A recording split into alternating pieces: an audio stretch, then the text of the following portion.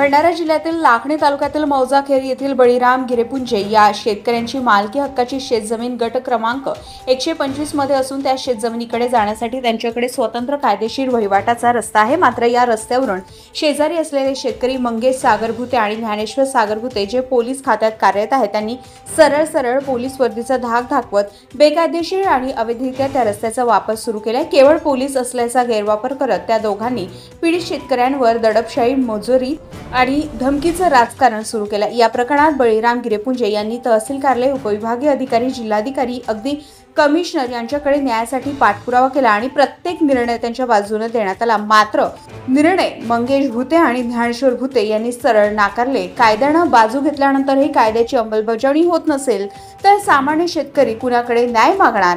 Police वर्दीत असलेली की कायदी बाजूला काढून गुंडागिरी करता येते, हा काय नवा संदेश दिला जातो आहे? या सगळ्या प्रकारावर प्रशासन, पोलीस विभाग आणि महसूल विभाग यांचं दुर्लक्ष स्पष्ट दिसते।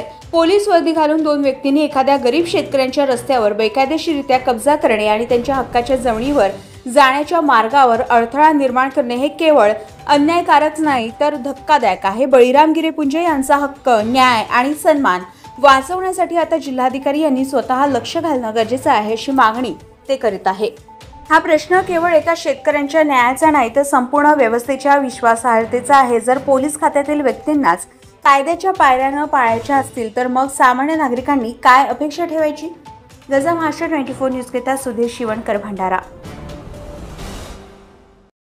मी बळीराम तानुजी गिरेपुंजे, मुक्काम जेवनाळा, पोस्ट गुरडा, तहसील लाखनी, जिल्हा भंडारा, शेतकरी खैरी।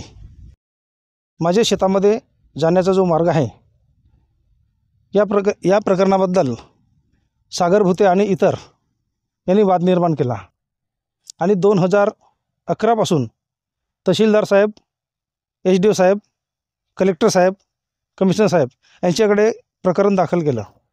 त्यामध्ये सर्वांचेच ऑर्डर माझ्या बाजूने मिळाले आहेत। त्यामुळे त्यांनी त्या ऑर्डरचं पालन करून माझ्या शेतातून जाण्या येण्याचा मार्ग बंद करावा आणि झगडा भांडण होणार नाही याची दक्षता घ्यावी असं मला वाटते। यासाठी मी तंटामुक्ती समिती कवलेवाडा यांच्याकडे अर्ज सादर केला।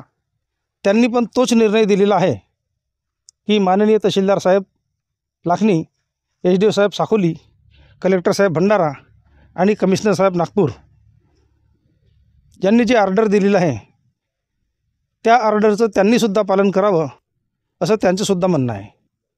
त्याप्रमाणे त्यांनी ह्या ऑर्डरचं पालन करून जाणं येणं बंद करावं। ज्यांनी जे सूचना दिलेली आहे आदेशामध्ये त्या मार्गाने त्यांनी आपली वहिवाट करावी अशी माझी इच्छा आहे।